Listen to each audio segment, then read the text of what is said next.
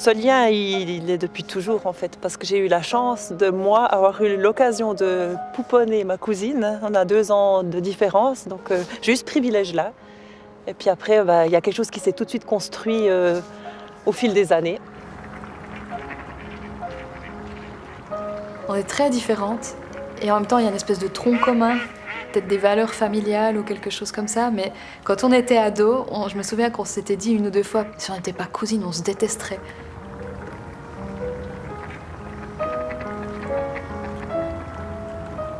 Siahame kukanyeni kwenkos, siahame kukanyeni kwenkos, siahame kukanyeni kwenkos, siahame kukanyeni kwenkos. Depuis toute petite, on s'extasie sur des objets, des sons qui peuvent nous faire partir dans des fous rires incroyables, mais les gens à côté, ils sont là, ils nous regardent, ils comprennent rien. Mais on a toujours eu ce feeling-là, nous, on sait pourquoi. Vous pouvez me donner un exemple? Non. Non.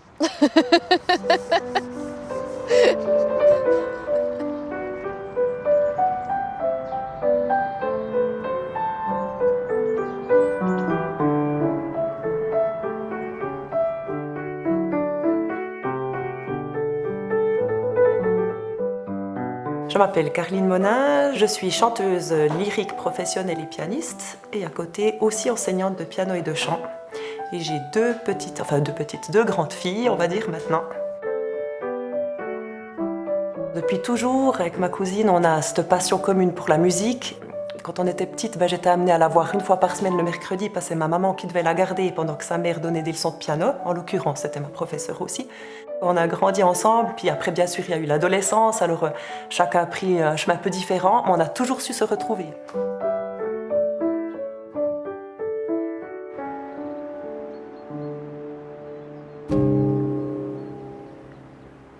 Ok. Ben moi, je vais déjà donc demander aux responsables des ventes immeubles quelles sont ces conditions, les tarifs, etc.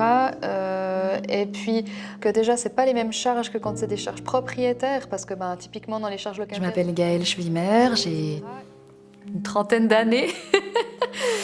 J'habite dans un petit village à quelques kilomètres de Lémont et puis je travaille principalement comme courtière en immobilier, donc je m'occupe de vendre des maisons. Et puis à côté de ça, j'ai une activité annexe de photographe en freelance. J'ai pas mal de loisirs, étant donné que j'ai pas mal de temps libre aussi. J'ai pas d'enfants, j'ai pas beaucoup de responsabilités en dehors de mon travail. Ce que j'aime particulièrement faire, c'est tout ce qui me permet de mettre quelque chose au monde. Donc tout ce qui touche à la créativité, en particulier la musique, l'écriture. J'aime écrire, j'aime aussi beaucoup être dehors, évidemment, avec un chien.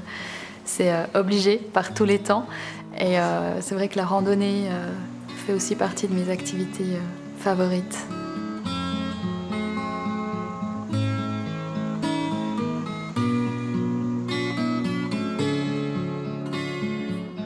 J'habite un petit village que les gens aiment bien appeler un trou. C'est pas tout faux, mais en même temps, c'est vraiment joli parce que dès qu'on monte un petit peu, justement, on a pas mal de crêtes, on a des endroits, et dès qu'on prend un petit peu de la hauteur, on a vraiment ce paysage typiquement jurassien et que j'adore.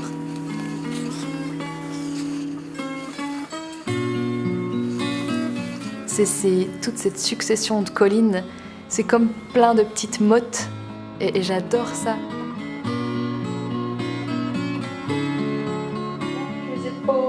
Et puis tu peux baisser un petit peu les bras juste pour que le trait du dos.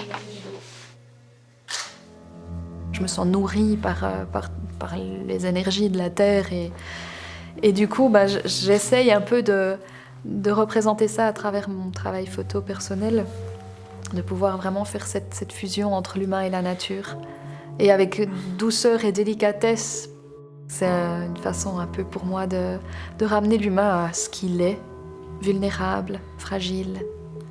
Et puis, il a besoin de la nature. Donc voilà, c'est un petit peu ça que j'essaie de transmettre avec mes photos. Ouais, la lumière est quand même pas... Pivote voir un peu dans ce sens-là.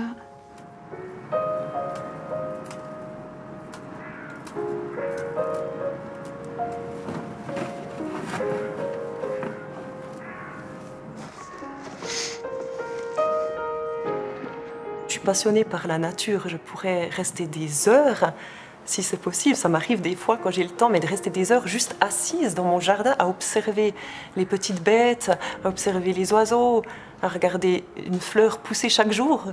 Pour moi, ça c'est quelque chose qui me ressource énormément et je trouve aussi cette énergie dans la forêt. Donc quand je me balade ou quand je vais faire de la course à pied, ça paraît bête, mais tout d'un coup, il y a un arbre qui m'appelle.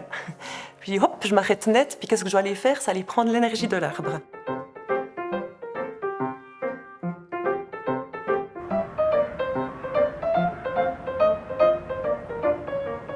Quand je joue du piano, j'adore m'inspirer de ce que je vois dehors, quoi. Simplement les arbres qui bougent, les feuilles qui bougent dans le vent, etc. Ça m'inspire beaucoup. J'ai mis une petite maison d'oiseaux l'hiver parce qu'en plus ça amène un peu de la vie, parce que moi je déteste l'hiver, mais le seul truc qui me met en joie dans cette saison, justement, c'est ces petits oiseaux qui viennent pendant que je joue, qui viennent picorer. Donc ça fait un peu du bruit quand même, ou ça peut déconcentrer, j'avoue, quelques élèves. Mais voilà, c'est ce côté nature tout en jouant que j'apprécie énormément.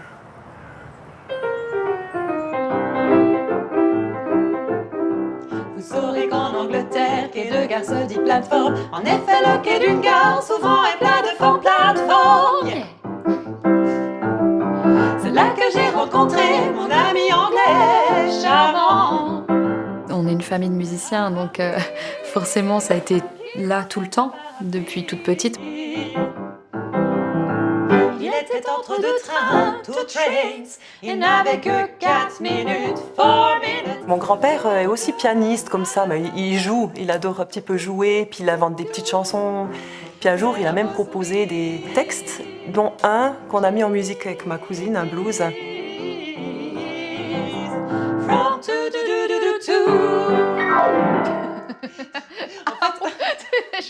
Aujourd'hui, la relation est toujours la même. Dès qu'on est ensemble puis qu'on se met de nouveau dans un espèce de trip, on peut de nouveau se replonger comme si on avait 10 ans. Aïe. Ouh, le rice. T'as mis des petites épices. C'est du bouillon. C'est du bouillon. Ça donne envie de contribuer ici. Ouais, et puis j'ai une très bonne idée de mettre du blanc pour manger du chili. Tu as un tablier. Tu veux une bavette? Bavette. Gaëlle est la marraine de ma fille aînée, donc on se voit régulièrement pour les fêtes, on se voit bien sûr pour les fêtes de famille, que ce soit à Noël. Bien sûr, on accueille toujours les bras grands ouverts. Il y a du topinambour. Moi, j'ai un frère aîné de 2 ans. Gaëlle, elle n'a aucun frère et sœur, elle est fille unique. Et puis vous avez bientôt vacances. Vous avez des plans, vous partez? J'ai jamais connu mon père. J'ai jamais cherché à le connaître. J'ai jamais eu d'impression de manque ou J'ai jamais été très curieuse par rapport à ça. Ça m'a pas. Je pense que j'ai reçu tellement dans mon entourage familial. J'ai eu quand même une figure paternelle avec mon grand-père et ma maman a vraiment assumé les deux rôles. Elle savait être stricte quand il fallait, mais en même temps j'ai grandi dans une espèce de cocon de douceur.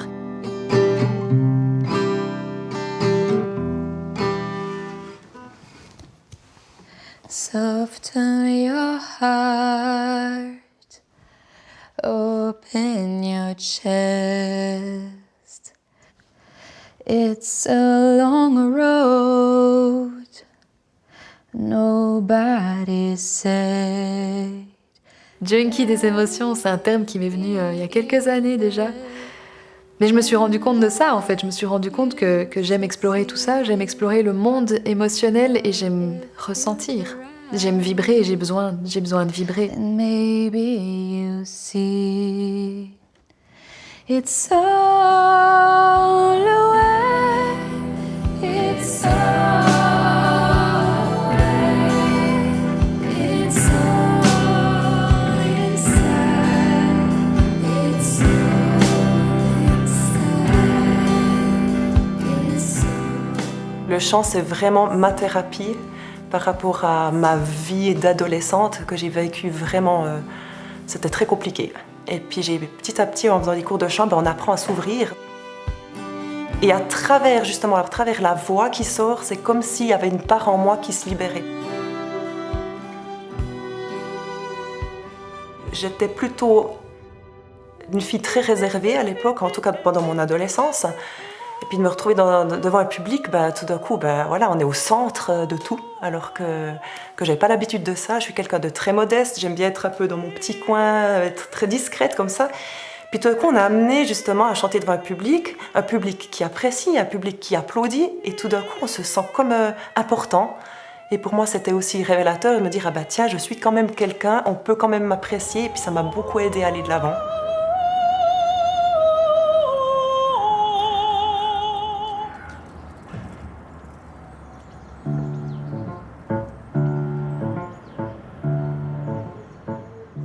L'amour est un oiseau rebelle que nul ne peut apprivoiser. Et c'est bien mauvais qu'on l'appelle s'il lui convient de refuser. Souvent, les gens ils disent, t'as un don, t'arrives à chanter, c'est incroyable. Alors que c'est pas vrai, ma voix, j'ai dû la construire. Et c'est l'autre que je préfère, il n'a rien dit. Quelqu'un qui chante bien, on dit oh, c'est extraordinaire, elle a de la facilité. Moi, j'ai dû construire ma voix et ça a pris vraiment plusieurs années. Je t'aime, prends garde à toi. À un moment donné, c'était assez compliqué parce que j'étais vraiment arrivée à un point en tant que chanteuse où je commençais à me faire connaître dans la région. Et puis il y a cette petite voix qui dit mais va plus loin, essaye de crocher, d'aller un peu à l'étranger. Puis l'autre voix qui me disait au secours, au secours, au secours, reste ici, t'es trop bien. Et puis j'ai vraiment pesé le pour et le contre. Puis je pense que si on se lance dans une carrière, il faut aussi faire des sacrifices. Alors c'est clair qu'on peut avoir une vie de famille quand même à côté, mais j'aime trop faire beaucoup de choses, j'ai trop de passion pour pouvoir tout laisser tomber. Il faut dire j'ai vraiment de la chance parce que dans cette région, ici au Jura et en Suisse, il y a beaucoup de possibilités. J'ai beaucoup d'engagement dans l'année, donc je peux vraiment concilier les deux. Puis pourquoi chercher plus loin finalement si je suis bien comme ça?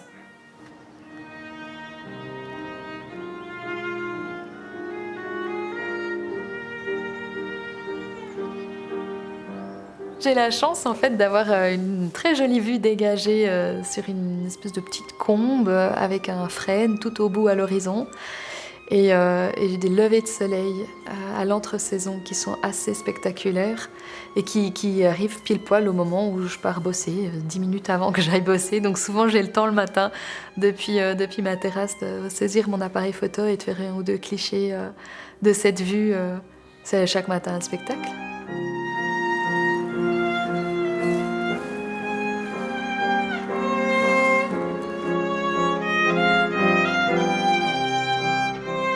On était extrêmement proches, on a vraiment grandi ensemble. Et elle était toujours en train d'inventer des trucs. Elle a toujours aussi mis des choses au monde. On a vraiment un lien qui est un petit peu particulier, effectivement.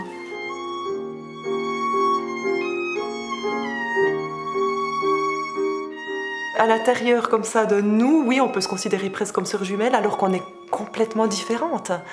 Ce qu'on a en commun, c'est, on va dire, le délire. Je peux pas, c'est difficile à décrire, mais on a un délire que personne ne peut comprendre, en fait. On a cette même passion pour le son, les harmonies. On est toujours en train de rechercher des dissonances quand on chante ensemble qui nous donnent la chair de poule, comme on dit.